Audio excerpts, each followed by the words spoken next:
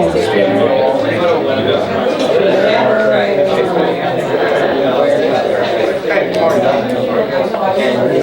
we can stand for the pledge.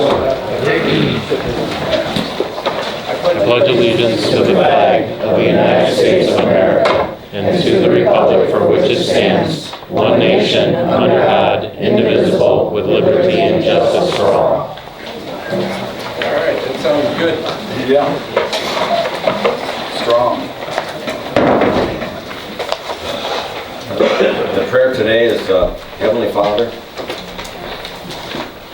when I am alone, God is my comfort. When I am weak, God is my strength. When I am nothing, God is my everything. Amen. Amen.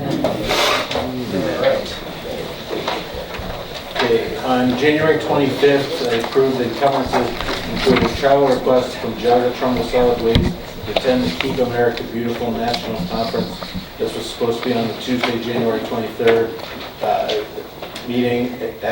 It was included in the narrative for the commissioner's motion that was approved, but through an administrative oversight was omitted from the actual journal.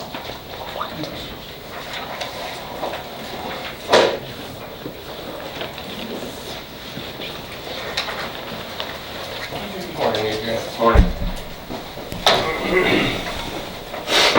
Okay, today's financials include a supplemental from the Commissioner's Office and the Transportation Capital Fund transfer out account to prepare to close out that fund and transfer the remaining money back to the operating fund. And a supplemental from the Commissioner's Office and the Senior Center Construction Fund land purchase and other expenses accounts to prepare for upcoming encumbrances.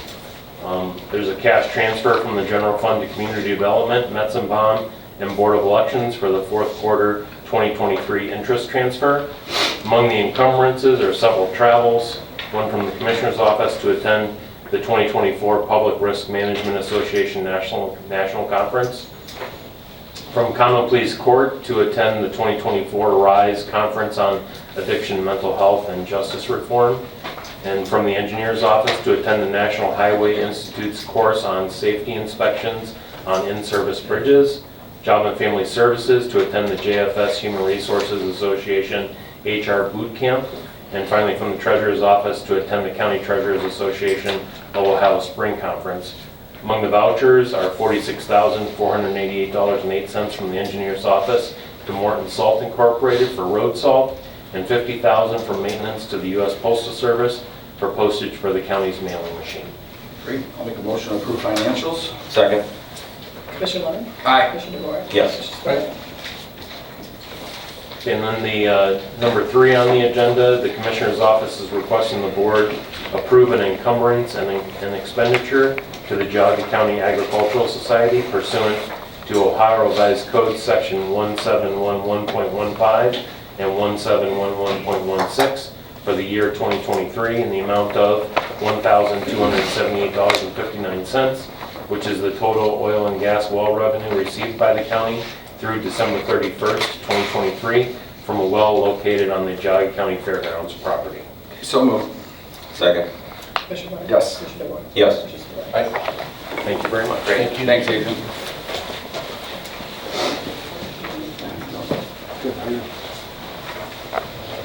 Hold on one second. There's an update to the agenda. I'm sorry.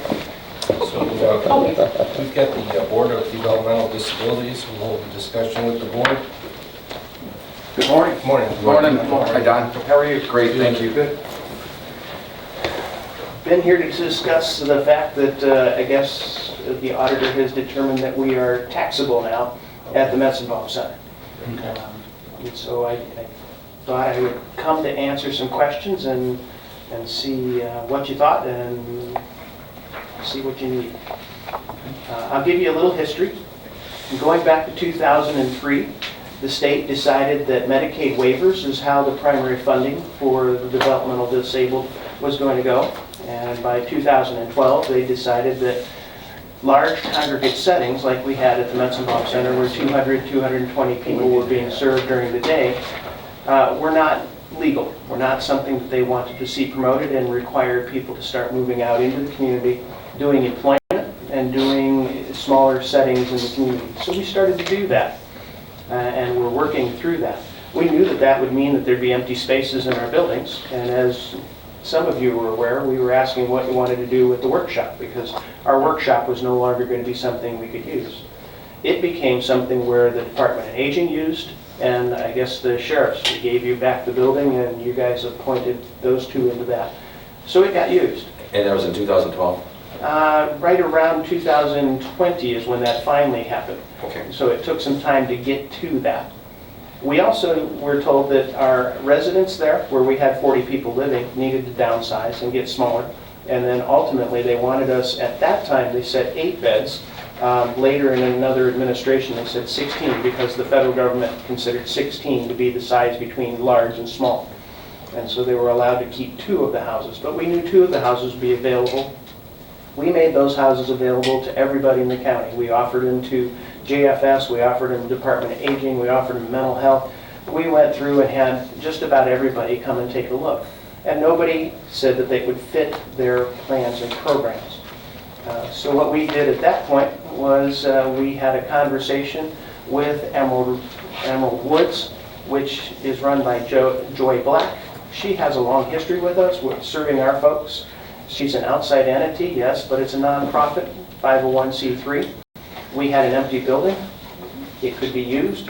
And so we put together a rental agreement with them, and they moved into that in 2019. They were there until 2023 in December. They've since left because of staffing issues. They weren't able to maintain the 24/7 staffing, which is what we had required, so that there wouldn't be problems in anything with the neighborhood. For us, we saw it as having something that we would have had to pay for the maintenance on, saving the taxpayers by renting it out at $48,000 a year. It was something where we didn't have to maintain that. We did not make a profit. That covered the good portion of that, but not the entire portion of even that. So we didn't make a profit. They were a nonprofit venture. There was a meeting in September with the Chester Township trustees. At that point, there was a comment made that if you're renting it, then you have to pay taxes. And I guess that's where we land today. Well, I was at that meeting with you, Don. Yes. And the fiscal officer was boisterous about the county owning the property and no taxes at the end, and the 501c3s are getting a good deal. You know, and she was, you know, because the taxes includes, you know, for the township, there's Sutherland Police, the fire department, and so on. So that was the outcry that night from Yes. the fiscal officer. Agreed. Okay. And I guess even to back up a little further, the property was donated or gifted back years ago. 1965? 65. And the intent was to serve government purpose, right? And that's been part of the deed restriction all along, correct? Yeah, there's a deed restrictions on there from an organization Mhm. that made the donation back in 1965. Mhm. That required that it was for a DD purpose Mhm. as much as possible, and so we have those deed restrictions. The unfortunate thing is that organization disbanded Right, in 2002. right. So 20 years ago, they disbanded. It's hard to deal with the deed restriction on somebody that no longer exists, Mhm. but we've been trying. In challenging ways to keep that property functioning and still providing service to the county, which I think you've done a very good job over the years in finding different ways to do that. You know, I know there's lots of different entities across the county that utilize that for either meetings or gatherings or, you know, a whole different bunch of reasons. But so if you could just tell me again, because that's a big piece of property. I mean, I think it's over 40-some acres, It's correct? 34 acres. Yeah, 34, okay. There are 9 buildings on it, Yeah. roughly 120,000 square feet of building space. Mhm. The house that was rented is about 3,600 square feet Okay. of building space. So it's one of 9 buildings on the property. And just to be clear, so I understand, I know a little bit about this. I've heard, you know, through our office, but what I've heard is that the auditor's office is putting or saying that there's a tax due amount on the entire piece of property, not the piece that was utilized utilized, even, let's, even to say, if it was for not a nonprofit or government purpose, and it was taxable, in my eyes, it would just be that piece of square footage, right? I understand where you are, and I would Yeah. agree with you that if indeed that rental of that one building, I'm not sure how it would apply to the entire complex, but Okay, what I've seen is a bill for $771,000, going back for 4 years with penalties and other things. That's just the bill that I've seen. and have you tried to discuss this with the auditor's office or the auditor? No, there was no conversation between us and the auditors at any point. Okay, and there's been no follow-up or so there's been no discussion? No. So they just sent you a bill? I've seen the bill, I heard about the bill from you guys, and I Right. went and looked it up online, Okay. so. And the fee of, like the penalty was I think, over if I remember, $100,000? $111,000. And where are we at this point? Basically just saying pay it or else, or where are we at? I believe it's going to be appealed to the State Tax Commission, Yeah, where I expect it to be overturned, because I know that in many counties, what we're doing is no different than what's happening in many situations. Government renting to nonprofit agencies, as we've downsized and gone from being where the federal government said that county boards can no longer provide the day programming and the transportation, many of the counties have rented their spaces to outside nonprofit entities.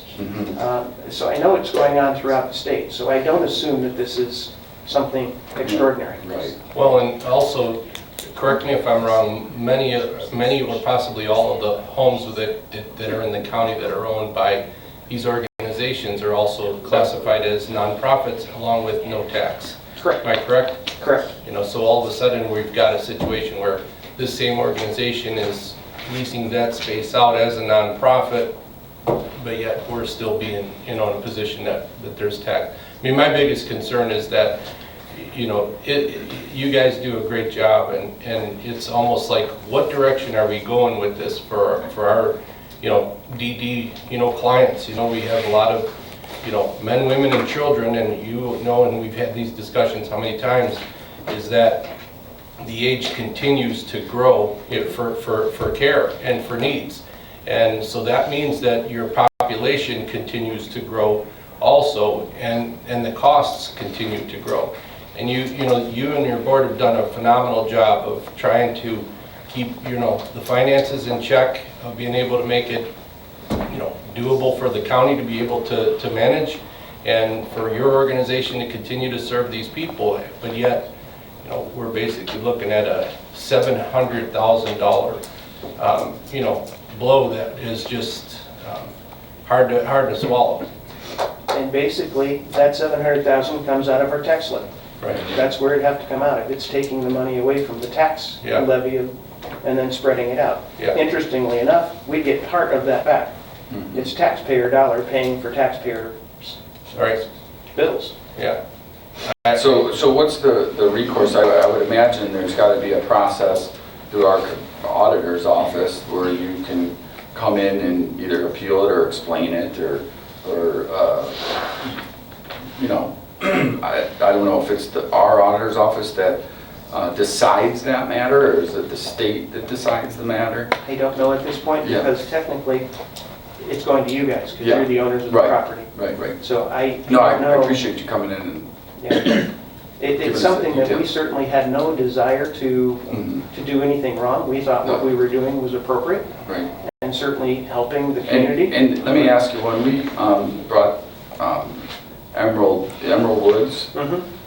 I would imagine that we had some type of MOU or agreement written up with them, correct? We have a lease agreement. And that agreement, did it go through the APA that represents Metzenbaum or the I Commissioner's believe- office? I believe all of those go through the Yeah, APA. yeah. So it's been looked at and signed off by our prosecutor's office? I believe so. Okay. And was there any, at that time, any acknowledgement or discussion about potential tax liabilities? No, the first time we heard anything about it was when we were at the Chester Township trustees. Okay.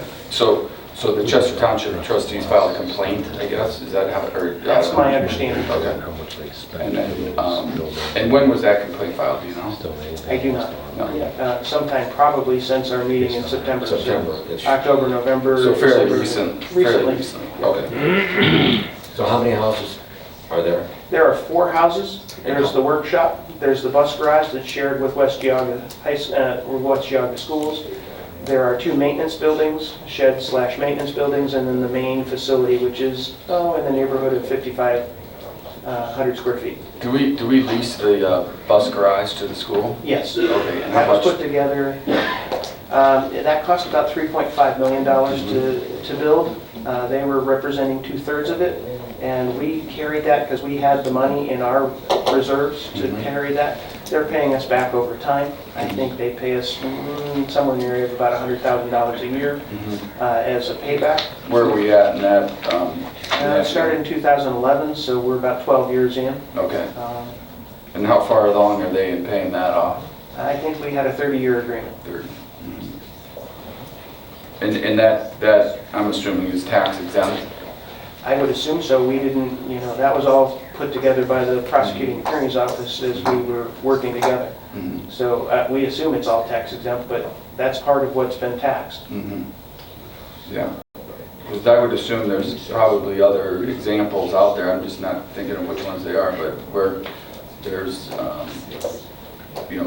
either a space being leased from the county, or by, so that's Yeah.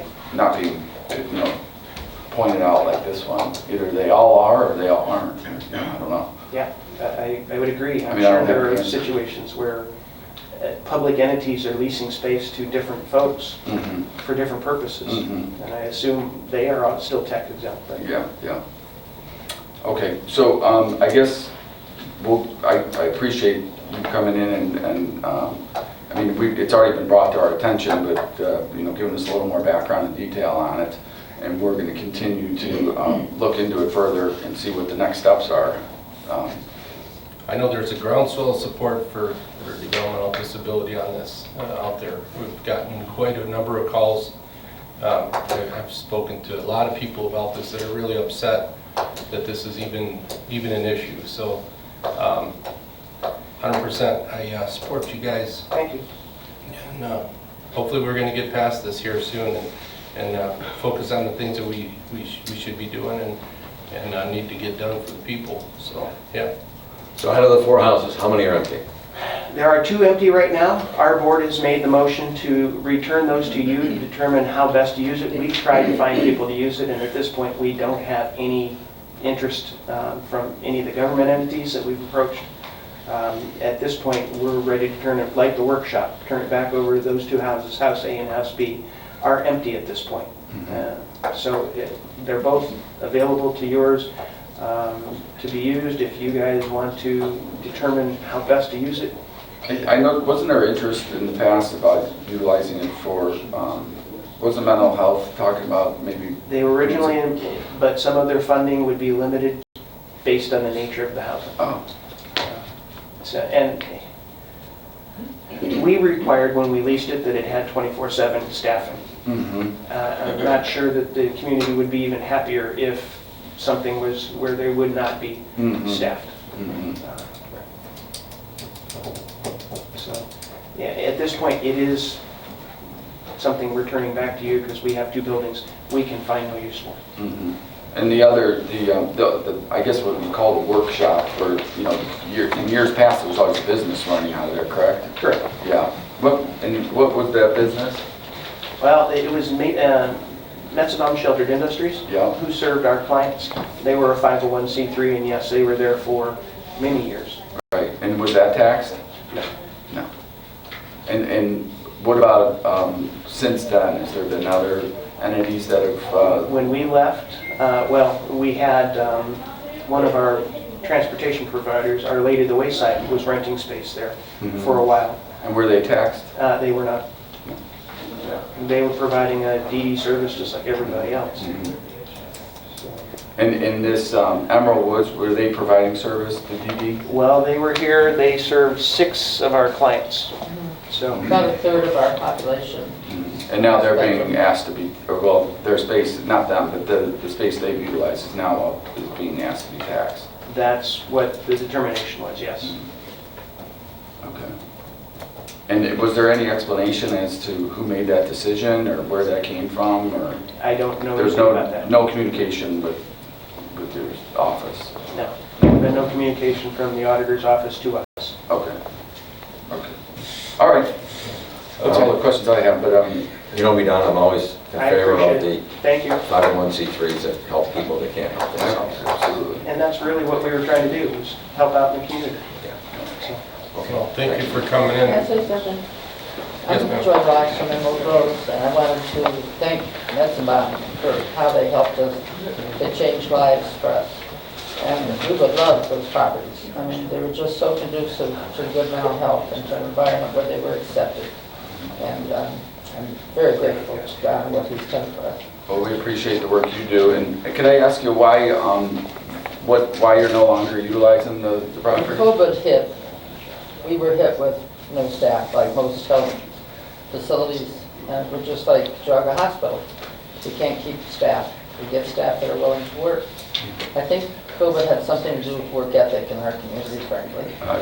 So Yeah. it got to a point where my daughter and I couldn't work long shifts or be called out without notice to cover the homes. We were losing our lifeline. I'm currently learning how to cook for my husband again.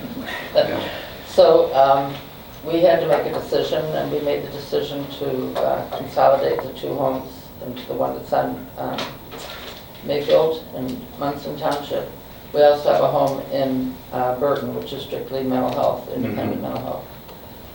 But our residents from Metzenbaum moved to Joyce Place, and they really did very well with the adjustment. We're pleased with that, but it doesn't replace the environment in Metzenbaum. Well, maybe there's still a possibility down the road. And if I can ask you, do you pay taxes on those two properties? Joyce Place is not a not-for-profit. We do, the one in Brown is not-for-profit. Okay. The one in Burton, I'm sorry, is not. So there's, on that one, there's no taxes? No taxes. And that would have been under the same corporate veil that you would have been over at DD with? Brown Place has a separate 501c3. Emerald Woods is under Emerald Rose. Okay. And Emerald Rose, we'd hope to expand, but we just have to deal with the staffing. Well, if there's anything we can do, or if Don, obviously he bends over backwards trying to find solutions to issues. That's what he does. And we've been very appreciative of him, with the major curveball from the state and the method that they're being told to use. But he's done his best to keep that property. It's a fantastic property. We hope to continue to utilize that and be able to have that serve the residents of the county into the future. But, again, we support what you're doing, and Don will do whatever he can to help you if you ever do need to utilize that again. Well, thank you. I'll Yeah. consider that. Yeah. I do want to know if there's people in this room who aren't aware that Metzenbaum has programs that reaches out to the community. We still go to Metzenbaum's programs, and they're of great value to all of us. thanks. But they shouldn't be, this isn't abused, I think, it shouldn't be abused like this. My personal opinion. Sir? Yeah, thank you. Clarify one Just state quick your point. name. I'm Dennis Schmidt, Dr. Dennis Schmidt. I was the chair of the board in those days. And I went and met with what was left of the family Metzenbaum Foundation before any of this kind of rental happened. And I asked them, do you have any issues with us doing this kind of thing? And absolutely not, as long as it's supporting your community and it's nonprofit support. And of course, I told them that's exactly what it is. And at that point, before the board dissolved, they agreed that it was perfectly okay with them. So I just wanted that to be clear, so that if that comes up, they agreed with it. And they were very happy that we would do that.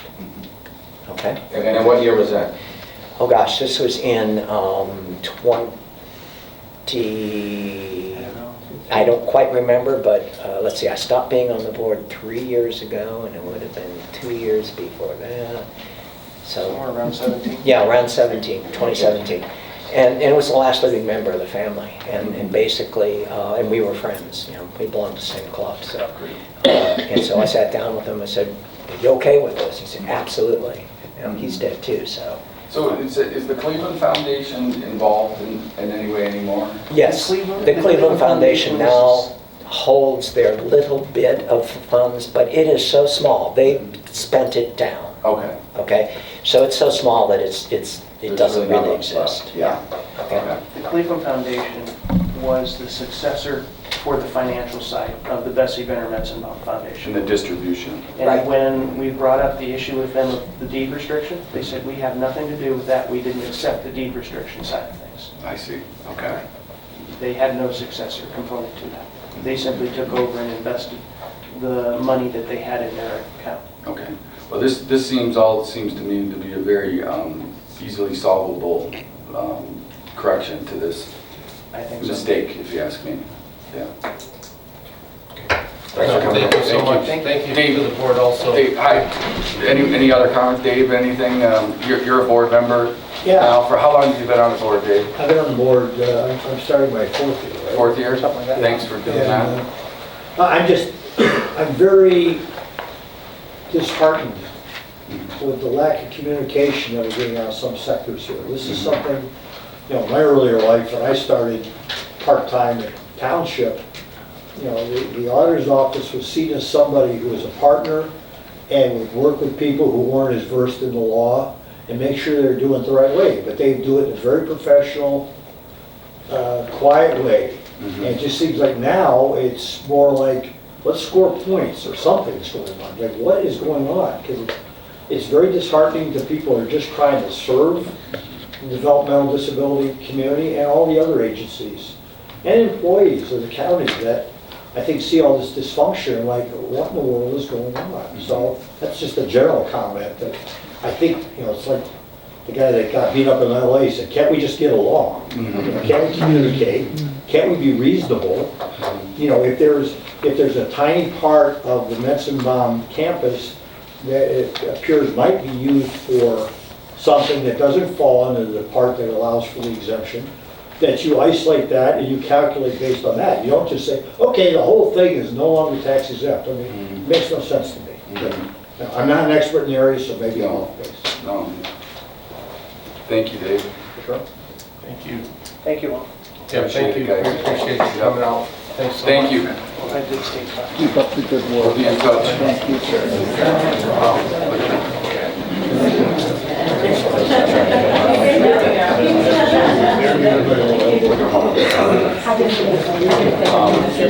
Thank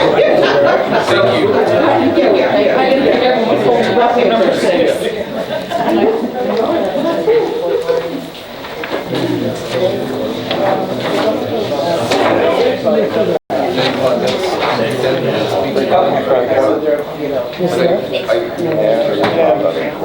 You feel that? Temperature just dropped in the room. Yeah.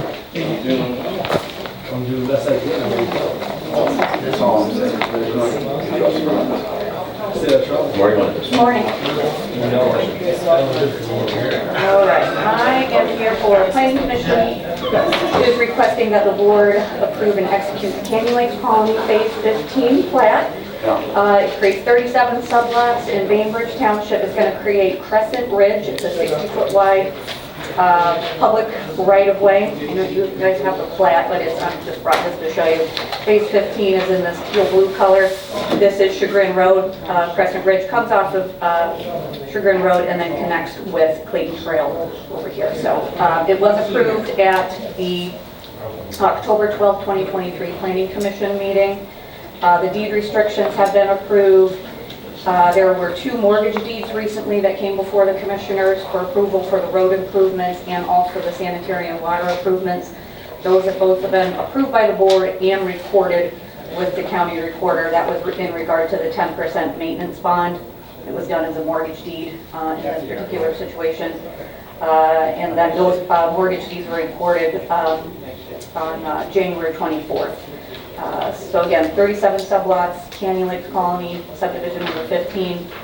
It's a 61-acre property, and the average lot size is about, just over an acre. Very good. And this was related to the engineer last week being in here. Was this the same phase? Correct. Yes. Yes. That was the mortgage deed for the 10% for the road improvements, and then prior to that, in November, we did the one for the water resources they also did the mortgage deed for. I know I asked Andy and he wasn't 100% sure, but do you have any idea of how much more expansion there is with Canyon Lakes? How much more they left? They are allowed up to 675 units split between single-family housing and townhouses. They're approaching it. I was actually in the middle of trying to calculate it right before I came, but that's all through township zoning that would enforce that. But there may be another phase, but I'm not Okay, certain. all right, great. Just curious. Yeah. If I remember correctly from my days of water resources, I believe this was the last section that was on that preliminary plan. It was on, yes, that is right. Great. It's been a big success for sure. It started in the 70s, so it's been a long time coming. Great, thank you, Linda. Motion. Second. Commissioner Brinkley? Yes. Commissioner Boyle? Yes. Yes, just the one page. Just the front? Yes. Yeah. Thank you. Thanks, Linda. Do you want this or? No, I'll get it back when we're Okay. ready. Morning, Jessica. Good morning. There should be a rubber band. Yep. Yeah. Yep. I'm here for items 6 through 9 for some organizational changes to our agency. During our budget hearing, we budgeted for a new position at our agency for Chore and Home Safety Projects Coordinator.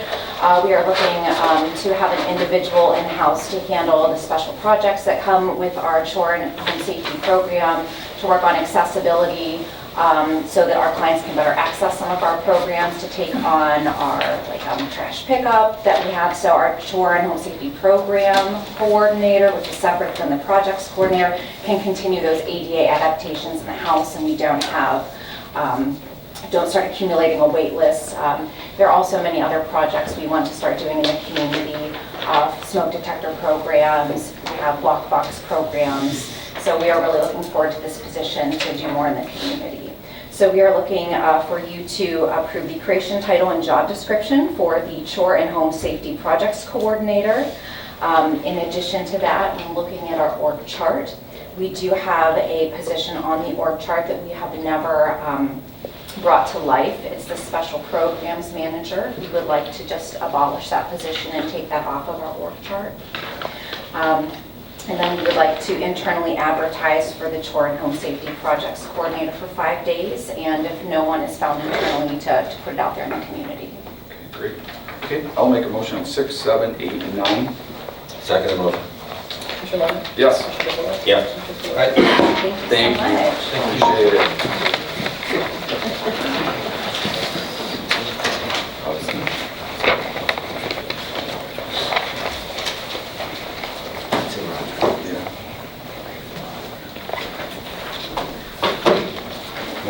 Hi, good morning, Tim. Good to see you. Good to see you.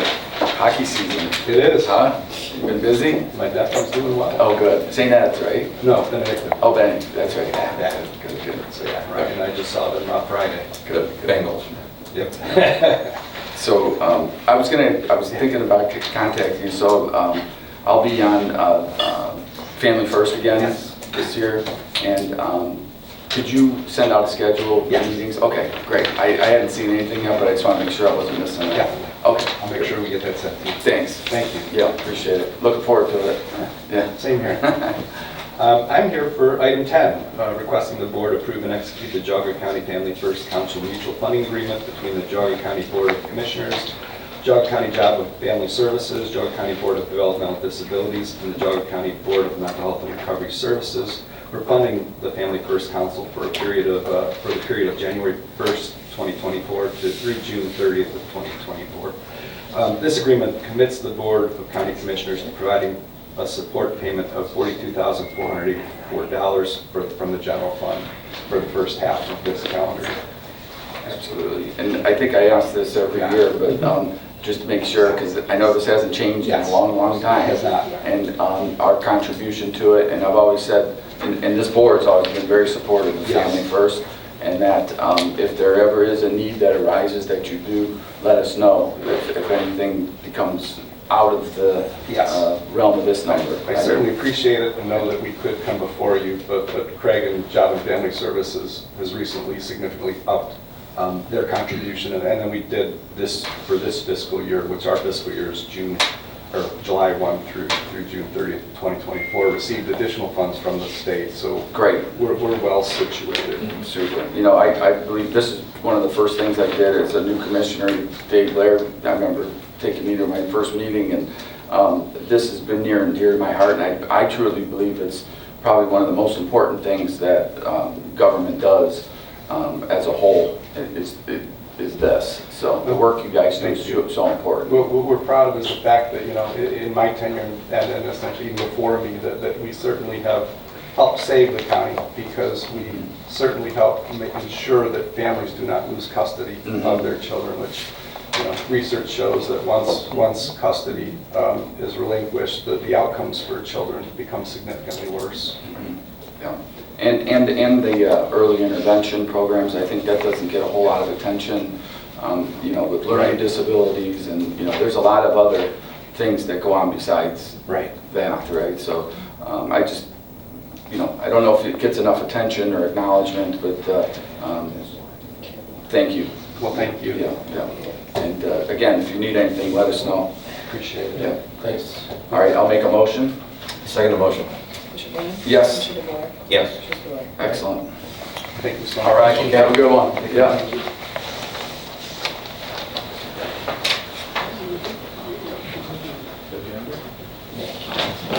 Good morning. Morning. How are you? Good. All right. I'm here with 11 through 13. First one being that we are requesting the board approve and execute the service contract agreement with Van Kuren Tree Services to perform tree maintenance services for county properties for a 3-year period. That's going to run from the 30th until January 30th, 2027.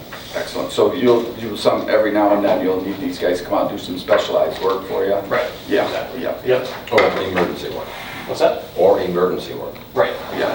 I mean, you guys will do some of the work. You're prepared for a lot of tree work. But Yeah. maybe like crane work or real high stuff. Or Yes, exactly. complicated, you'll bring them in. Yeah. Okay. Exactly.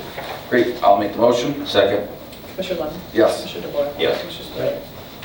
All right. Number 12, we're requesting to approve and execute a service contract agreement with Harrington Electric to perform electrical maintenance and services. That's for a 1-year period effective January 30th, 2024, in an amount not to exceed $60,000. Very good. So move. Second. Commissioner Lennon? Yes. Commissioner DeBoer? Yes. Commissioner Spudler?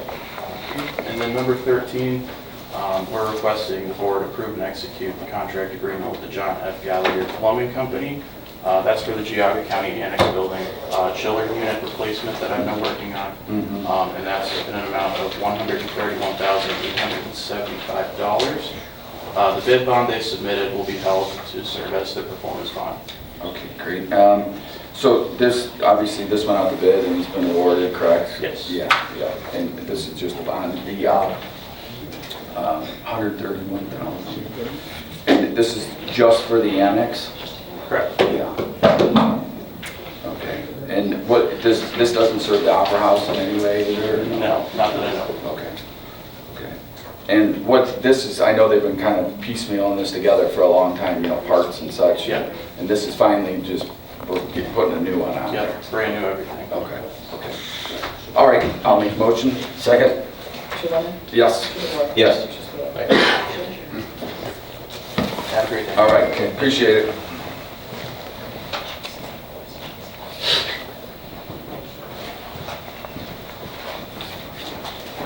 Morning. Good morning, Glenn.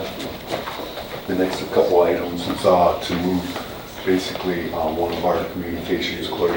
She's our phone operator for the county and mail person for the county departments to a full-time position. Very good. Okay, so move. Second. And what's the compensation for that employee at the new position? 16. Be the next one down. The first one is to actually create the job description for the full-time position. And then the next one down is to add it to the org chart and then reduce his current part-time general communications down from 3 to 2. And then the third one, number 16, has your compensation. Okay. Do we want to just make a motion on both of those then? On 14, 15, and 16. Correct. Okay, motion on 14, 15, and 16. Second. Commissioner Lund? Yes. Commissioner DeBoer? Yes. Commissioner Spudler? Aye. Thank you. All right, Thanks, thanks. Glenn. What is the permanent development tool? Good morning. Morning. How are you? Great. All right, item number 17 on the agenda, Community and Economic Development. We would like to have our CDBG program grant agreement signed so that we can access the $284,000 for our 2 projects for the next 2 years. The projects are Sugar and Fells Park Community Center and Maple Leaf Housing. Okay. Very good. Okay, so move. Second. Commissioner Lund? Yes. Commissioner DeBoer? Yes. Commissioner Spudler? Aye. And number 18, we have a letter of commitment to execute for Prima Dolce LLC for a local revolving loan fund loan in the amount of $150,000. It's going to be a loan for 10 years at 3% interest.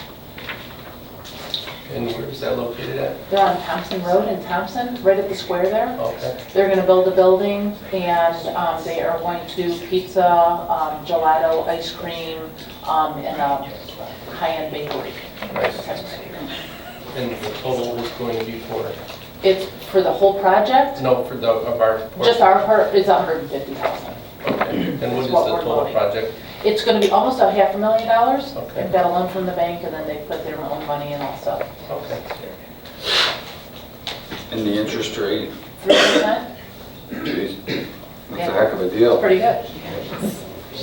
And who, God forbid, this, doesn't work out, or there's what's the recourse for the county? Where are we in line on that? We're second in line, Second? behind the bank, yes.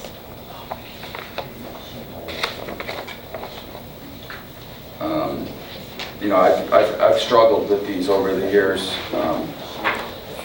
especially with the interest rate being what it is, especially in today's day. It is a gap financing loan, so they have to have a bank loan. They can do up to half, 50%, and then they can do 40%, and then they have to have a 10% stake in it also. Okay. And our recourse is, if the loan goes into default, is what? We have their personal guarantees, and then we have the property and building. They're going to be building a building on it also. Okay. Okay. So we'll be second. And Okay, thanks. Today, you're just doing the letter of commitment. Your legal documents will come later. Yes. All right, I'll make a motion. Second. Commissioner Lennon? Yes. Commissioner DeBoer? Yes. Commissioner Spudler? All right. Thank you. Thanks, Thank you. appreciate it.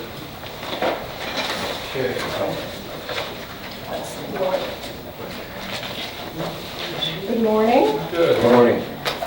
Today I'm here for items 19 through 24, and this is a kind of a housekeeping thing. A few years ago, the Commissioner's Office decided they wanted to put together departments that functionally are similar under the heading of a Department of Development and an Executive Director.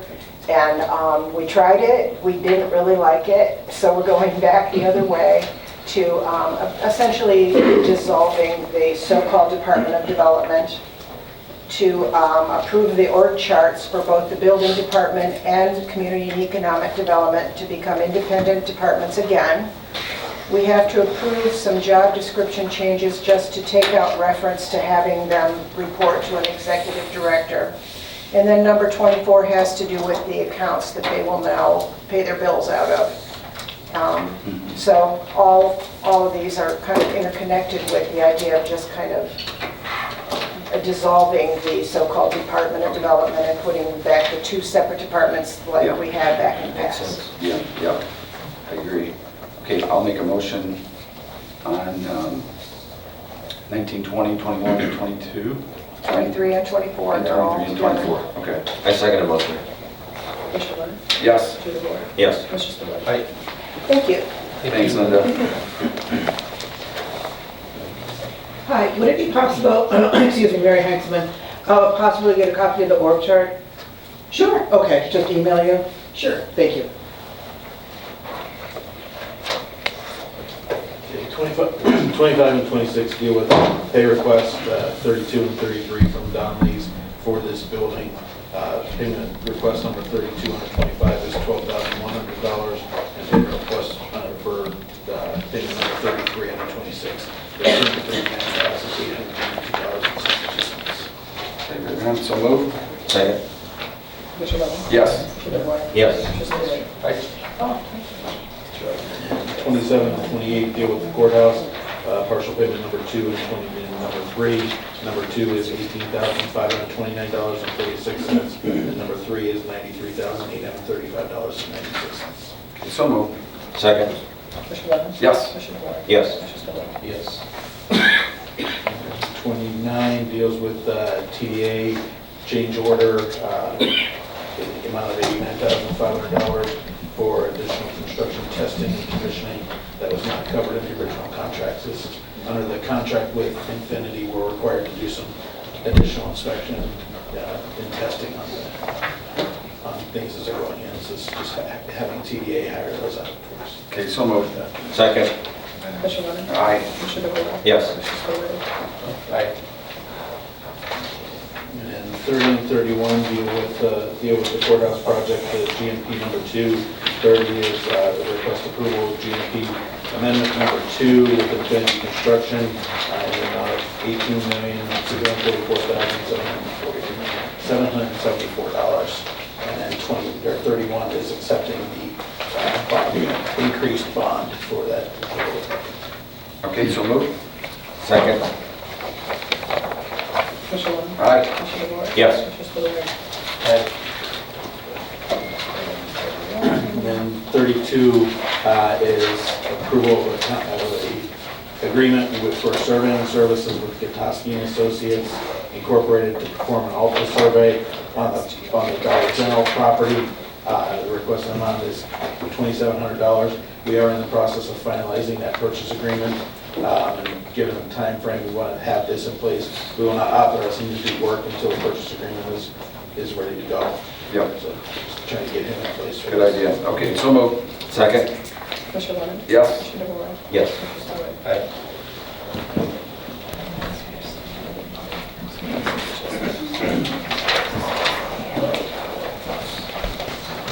Hey, good morning. Good morning. How are you, Bill? Bill Rice, you made it to See the ya. office? Yes, sir. This morning? Thank you for coming in. We are not regulars. No, but For those of us, we're excited. for those in the audience who don't know us, my name is John Fitz. I'm the past chairman of the board of UH Medical Center. I'm now vice chair on the East Market Board. Bill is in charge of is the chief development officer for UH Medical Center. And I think you all know why we're here. We have had numerous discussions with Jerry, with Linda, individually with each of the commissioners. Dr. DiCarlo and I came here to the commissioners meeting a year or so ago. We're here to discuss, but we're also here to request approval of $1.4 million for the water service project, which I think you're all familiar with. Those funds can be primarily covered by the ARPA funds that you have by the federal government. But if you have other funds available, we can use all the help we can get. So we're certainly interested in that. Bill can give you a more in-depth discussion of the project if you'd like to answer any of the technical questions. And then I'd like to comment a little bit about why I think this is a noble investment by the county to be supportive of our hospital. Great. I'd like to publicly mention and thank Nick Goris from the Water Resources for his partnership when we had our challenges this summer with too much iron in the water and to shut down surgery for 3 weeks. our apologies also that you guys got the blame for that, for the water. So the aquifer provided the problem, and you guys, with Nick's help, provided a quick solution. Yeah. Because we were trucking in water from Beechwood to reboot our surgical center in that time, and that was not a long-term solution. No. So partnering with you all and getting that first 4-inch water line done was critical. So I was starting to wonder if we were in the water desalinization business over there. Yeah. I think you want to be performing surgeries, right? Right, exactly. Because it's a nonprofit hospital, so in the hospital world, we make a little bit of money on surgeries, and we break even or lose about on everything else. Mm-hmm. So this it's critical that we, not only for safety in the county, but we have a fully functioning emergency department with surgery available, so we don't have to divert ambulances, but that we are able to maintain our budget. Mm-hmm. So we were able to get that solved with Nick, and they were able to act quickly and get that tied in. And so what's the status as of right now? Is it the? It's up and running. It's up and running, and that's the permanent solution, or is this kind of just holding it together for something later? This is a solution that work for the long term. Okay. What we'd love to do in my letter is phase 2, and work with you on that. So phase 2 would involve an additional water line. It would involve fire suppression with an 8-inch line then around our campus. And so those, as you can see, are pretty expensive. The total project's going to be $4.5 to $5 million for the whole thing. And I'm working with other entities to try to come up with the full funding. Again, public thanks to Jonathan Tiber, Clarendon Township trustee, who's worked with me to reach out to the state for some infrastructure funding. So again, we want to try to pull as many levers as we can to get the full support. The more support we get from non-hospital entities, the more money we have available to provide services and grow our staff. That's a good point, reaching out to the state as well. And, Commissioner Dvorak, I know you've been discussing a couple different projects for the county with the state. Have you been able to, and the feds too, I think, maybe thinking of including that and this project into one of those? Yes, with the phase 2, which is very important to the hospital and this community of service for the residents. We'll be getting forms for you with the next wave of money from the Ohio Senate, which their expiration date is April 8th, where you have to have your forms put in. And from what I heard, if you do a great job with your writing of the grant, community, and how much more people you'll be helping and things like that is so important. But our economic development, I'll make that connection. Excellent, thank you. Yeah, I think that would be a good candidate potentially for some funding. Yeah, as you know, it's not just a hospital to provide emergency services, but we're an economic driver for the community. Absolutely. Great Lakes Cheese, we're the largest employer. Yeah. So It's over 1,000. Yeah, we have It's 1,000 staff. employees. Plus, if you think about trying to develop this as an economic zone someday, the fact that you're here, we're here with all those employees, I think it'll be helpful. And we also bring in people from around the country, from Walmart stores that need bariatric surgery. And so we have people coming in from out of town, could use a nice hotel, a nice motel, a nice place for them. But we think that this is, the federal funds are clearly permissible for this use. We've all evaluated that. This would be a use of ARPA funds that would benefit everyone in the county, not just a specific group. We are Geauga Hospital, albeit we are now part of the University Hospital system, but we are here for Geauga residents. We serve 36,000 patients a year. Our nurses are local, our patients are local. We get excellent patient satisfaction with summaries. We have been around. Believe it or not, we just celebrated the 60th anniversary of the structure over there in 2019. Don't be surprised when next year you hear we're celebrating the 100th year of the hospital in 2025. And this is because this all started with the Corey House back in 1925. And over time, the community wanted to have a hospital. And they worked hard. Community leaders got involved. They got a bond issue passed. It took them 4 times. In 1959, that hospital, the building that you see now, the original building, opened with 56 beds. It has been expanded on a number of occasions. We now have 96 patient beds, 12 in a maternity ward, 2 pediatric beds, 4 observation beds. We can handle a census of 120 to 140 people. And people from out of the county do come here because we have a good reputation, and it's just, you know, it's a fine hospital. And our objective is to make it the best. And for that, we need the best equipment, we need the best doctors, we need to have a good brand in public relations. But with these ARPA funds, which are discretionary, we think this is an excellent use because it will benefit the entire community. I mean, we have, you know, cardiology here. They didn't have it in 1959. If you have a blockage, you've got an hour to get it unblocked. And so you better be near a hospital that can do it, have the ability to get there. And we have a, you know, we have a good system here. We have an oncology department. We have an endowed chair in oncology. We're soon to have another endowed chair in cardiology.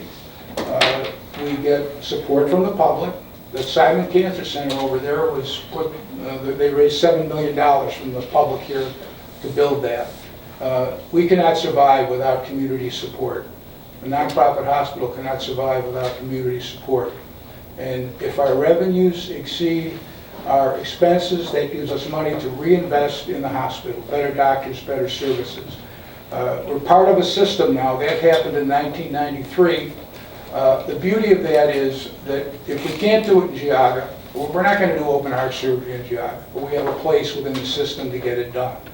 And so we think that this would be a wise investment for the county to make, and we look forward to, we hope you'll approve it today, but we also look forward in the future to hopefully partnering together.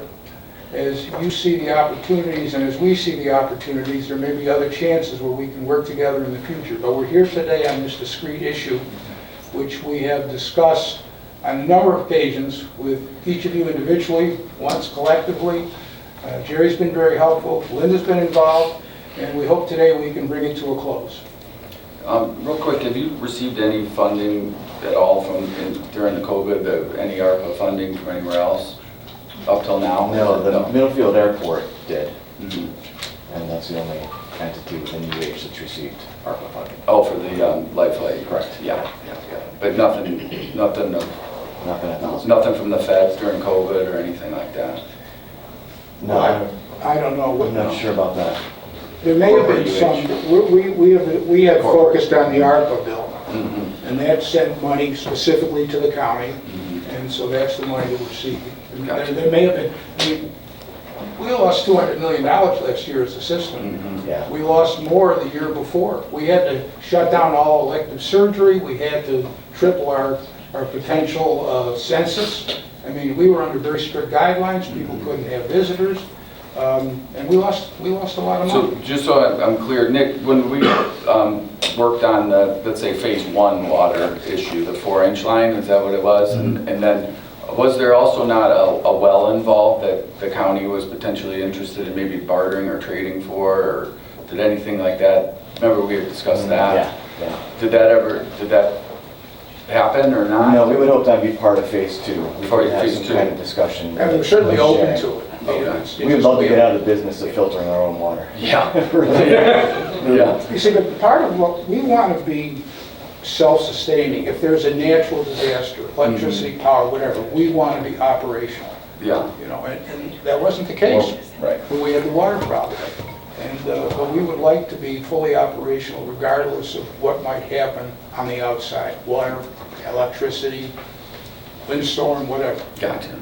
Yeah. And has there been any investment from Water Resources towards, say, phase 1 in any substantial dollar amount?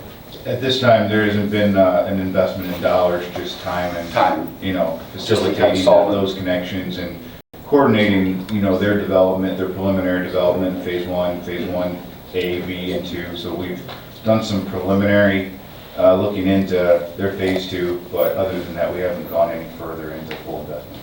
Okay. Well, I feel that the ARPA funds, I've been told from different directions, is basically for infrastructure. And I feel that this is part of infrastructure for this campus of service. So I'm in favor of some funds towards the hospital. I really believe that you know, we're neighbors in this, and we just don't want to continue negotiating for that well in phase 2 or 3 or whatever it is. But ARPA funds are for infrastructure, and I'm in favor of some funds for the hospital. Definitely. Yeah, I would commit to that too. I'd like to, if we could see the plan in detail as far as what phase 2 is, what that means is the county would, take possession of this well, I guess? Is that part of it? It's part of the consideration, but we haven't been looked at it in full, but okay. they do have a well that we would be interested in as a third in the back. So. And then, Jerry, where are we at with ARPA dollars as far as, I know we've done the distributions, but how much do we have remaining? We still have about 1.2 million that's not accounted for. Okay.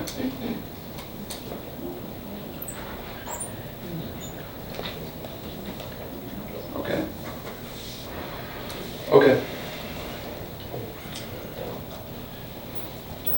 After more research and talk, but I'm good in the neighborhood of $1 million towards this infrastructure project for the hospital. So, Yeah, those are my thoughts. I'd like to see, again, the entire plan, what the details would be, what the agreement would be, as far as the well and everything else, but I'm in support of, you know, substantial amount going to the hospital. I just don't know what the total dollar amount would be. Any sense for timing on that decision? Well, as soon as we can sit down and, you know, hash out an agreement, you know, I would, if that's what we're going to do, kind of barter back and forth on a couple of things, is that the idea? With the well, do we want the well? Yeah, or make not? phase 2, yeah. Okay. I mean, I think we've been pretty open that we'd be happy No, to sure. transfer the well. Yeah, yeah. I mean, if we could have a closing time at the last meeting in February, have this figured out, and we can move forward. It may take, we'll have to get corporate UH involved with our lawyers. Okay. Because it's our property, It's your it's our property. well, right? Yeah. So I mean, it's going to be, I would suspect a more lengthy process than that. Yeah. Yeah. But at least we can start drafting up the idea or the agreement, correct? Yes. Yeah. And any commitment you can make for dollars toward that phase 1 project will help us in our, you know, ask for Senator O'Brien, you know, to put that piece together. So the more we can get encumbered and just say this is our. And obviously with that application for the state money and any Fed money, you know, I believe through Dave Joyce's office as well too, if there's any avenue to get funding there, we will 100% support you in that, and obviously, you know, write letters of support in that along with any ARPA funding too. So. Well, I mean, in all my conversations with each of you, you've been very supportive of the hospital. Oh, yeah. You've always had a positive impression, and your bias has been to be helpful. And we would, obviously, you know, this money has to be encumbered, I think, this year, doesn't it? And spent by next year, or is it? Yeah, by the end of 2024. Yeah, so I mean, there is a deadline in there, but I don't want to wait till the end of the year to get this done. But we appreciate your time. Yeah. Maybe it's not appropriate to say this, but I understand you're not running for re-election. This job has been challenging, difficult, thankless at times, and thank you for your service. Thank you. Appreciate it. All right. Yeah. It's been a pleasure. Thanks very much. Yeah, okay. Excuse me, before the conversation ends, could the two gentlemen identify themselves to the public, please? Bill Rice, Development Officer, UH Geauga. I'm sorry, you're whom? You're Bill Rice? Okay, and the other gentleman? I'm rarely called a gentleman, so that's quite... I'm sorry, yeah. It's important for me to get these facts. People need to know, yeah. John Fitz, F-I-T-T-S. And I'm a past chairman of the board at UH Geauga Medical Center, and I'm now vice chair on the East Market System Board. Dale Markowitz and I represent this hospital on the system board, on the East Market board. Okay. Thank you for that. All right, thanks, information. Bill. Take care. Yep, we'll be in touch soon. Okay.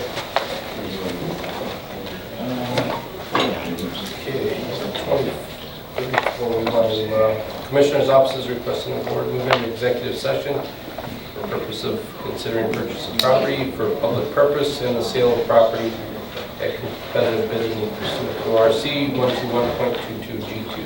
Okay, so move. Second. Yes. Yes.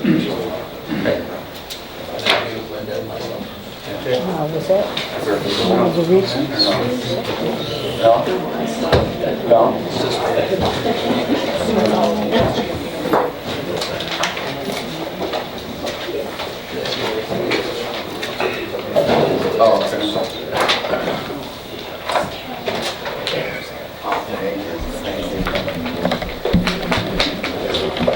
Court's in session. Yeah. The judges return. Okay. Where's Jerry? We buried him. I think he was buried a long time Yeah. ago. Throw him out the window. Clobbered him over that. Frankie Carbone. I wondered why I felt it, yeah. Yeah. I didn't realize.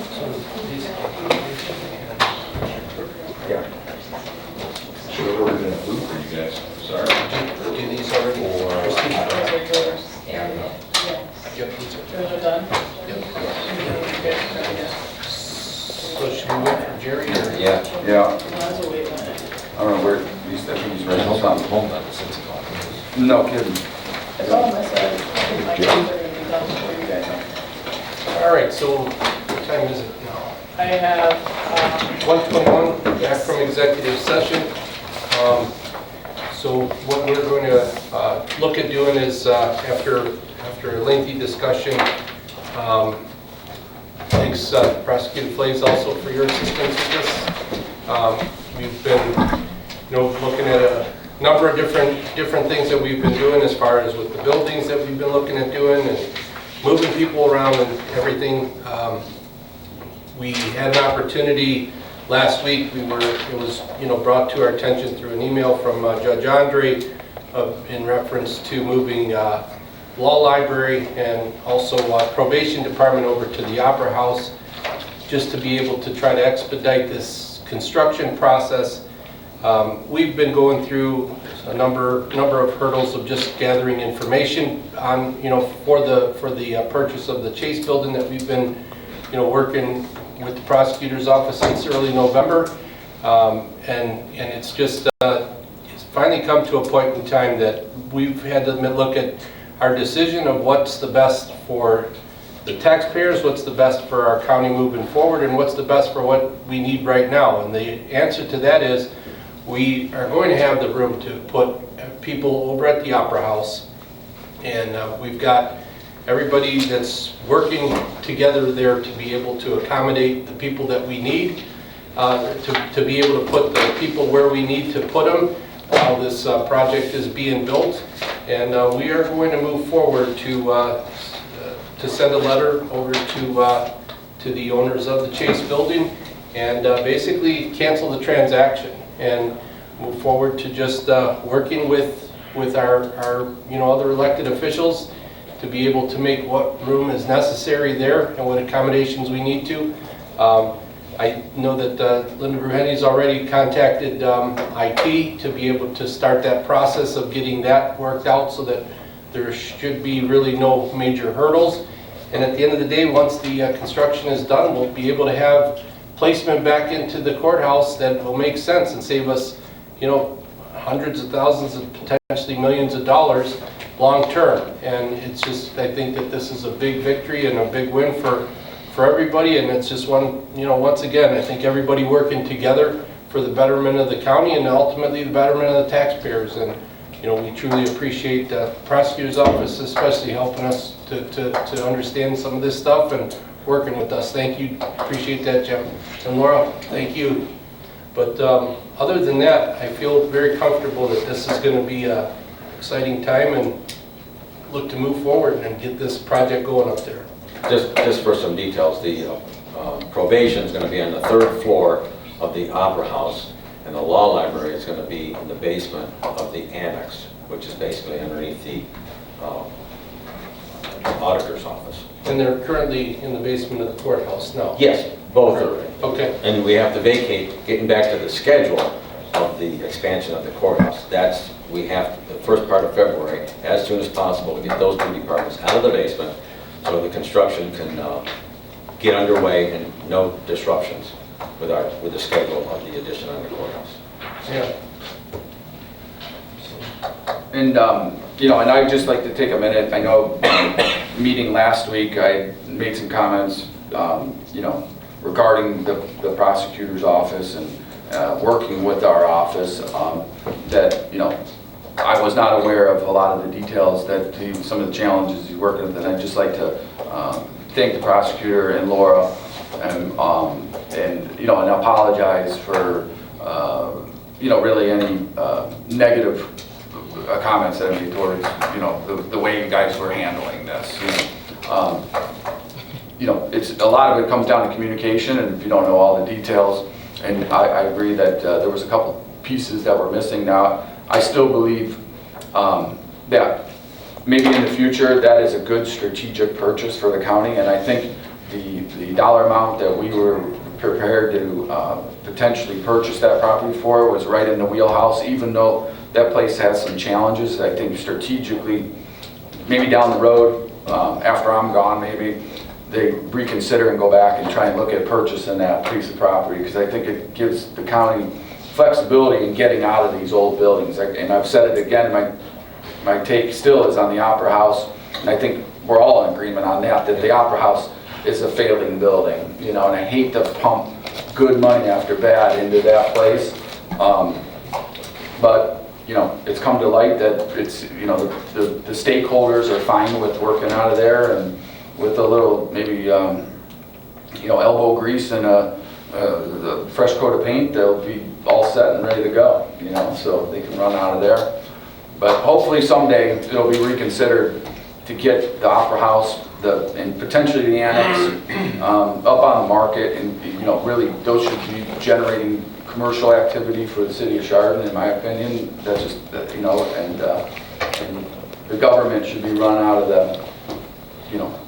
those two properties with the parking at Chase and the courthouse. But again, I just want to take a minute and just apologize, Jim and Laura, for getting a little too aggressive, I think, in my comments about the way you guys were handling your business. So I hope you'll accept my apology.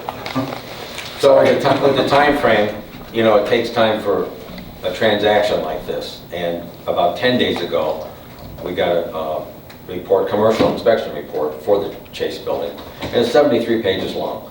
So I want to thank the community for allowing us to do our due diligence on this Chase building and all the situations that the building is as of right now. And the appraisal of the building, it just came in Friday after 3 o'clock. So a lot of times with the transaction of a house or whatever, it's like, and you have to have your disclosure forms from the seller, and that was a topic of discussion, and a home inspection or the commercial inspection and the appraisal, so you know what you're getting into. So I think as commissioners we did our due diligence, and at this time I think we're making the right decision. Totally agree. All right. And then, so we'll have the office prepare a letter back to the seller, just notifying that we're moving in another direction. Is that how we'll do that? Yeah, Tim, I will draft a letter from me. Okay. And then, but I'll send it to Jerry and Linda to look at. Okay. You guys, once we sort all that out, then I'll send the letter. Thank you. No, thanks. I appreciate it. Yeah. I appreciate you guys working with us. Yeah. Thanks. So the only other additional item to go along with that is a request the board to grant me the permission to sign the contract with Woleski Movers, who is who we were using to move the probation department and the law library. Right now the contract says it goes to Chase, but we have to change that now, so there's some changes. So it will go to the Opera House instead? Yes. Yeah. So if I can get the approval of the board to allow me to sign that. Okay, I'll make that motion. Second motion. Commissioner Warren? Yes. Commissioner DeWolf? Yeah. Aye. Okay. So as far as 35, we're not even really approaching that at this point, correct? Oh, no, I'm withdrawing that. So, Okay, so no, I- We're pulling item number 35. Yes. Okay, and then, so the only other thing that we've got then is next week, we will not have a meeting, but we'll be back here on the 13th. And other than that, is there any questions? Diane Jones, and I'm interested in clarification on, I believe it's, I've got it here, I marked it, bear with me, I wasn't expecting such a prompt response. Thank you, Ralph. All right, 29 and 30 regarding the continuing expansion with the courthouse. And I think it was, you know, you guys whizzed through 20, 29, and 30, and I'm concerned about Phase 2, the additional services related to geotechnical cores and associated reporting and that kind of deal. Are we talking about pylons to put in the ground? No, that was the geotechnical, where they... Yeah, which means what? That was not They explained. drill down into the ground so they can see what the Core soil is sample. for determining, yeah. Yeah, well, Determining depending on the results. So the That- total cost has gone what? We have 89,500 for the geotechnical core samples, and we have 18 million plus. That's just not for the core samples, that includes any other testing, so concrete testing. Does it say steel- that in here? steel check, That's the additional construction testing. Is all the things that are required in the contract with the general contract. Okay, And you can look at the contract if you want. okay, yeah, I think that that's important. And in number 30, the GMP amendment number 2, you know, for, what is this, execute GMP amendment, yeah, GMP amendment number 2, is that an increase in cost? That is the same amendment that was reviewed last week. Last week? Last week with the, yes. Okay, okay. And what was the original price of this improvement with the courthouse? Are we still within boundaries here, or how far in excess of that original number are we? We're still within the original quoted number. Okay, and in number 31, the construction manager at risk project for the courthouse expansion? Yes. Okay, the 19, did I read that right? That's 19 million? That's what the contractor has provided as a performance of. Okay, that's their bond. That's Is their that right? Yes. Okay, thank you for that clarification, I think. Yeah. Okay, anything else? Anything else? 911 committee. We can talk to them individually about that. They're gonna have to figure out what they're gonna do, and then we'll have to, it'll be on for the 13th. Okay. We have to, the ORC is requiring a new 911 plan review committee. So one of you has to sit as the designated with trustee and the sheriff to go over the 911 plan. But years ago, there used to be a 911 Turk and perk. I don't have a problem. If you guys don't have a problem, I'll do that. Sure. So we just have to. Tim's like. So do we want to So just make we a motion went- on that now? To do that, No, or- there's actual formal language that Okay. has to be done, so we'll All put right. it all together for the 13th. Any clarification on who it's going to be? So Okay. All right, sounds good. Other than that, a motion to adjourn. So moved. Second. All in favor? Aye. Aye.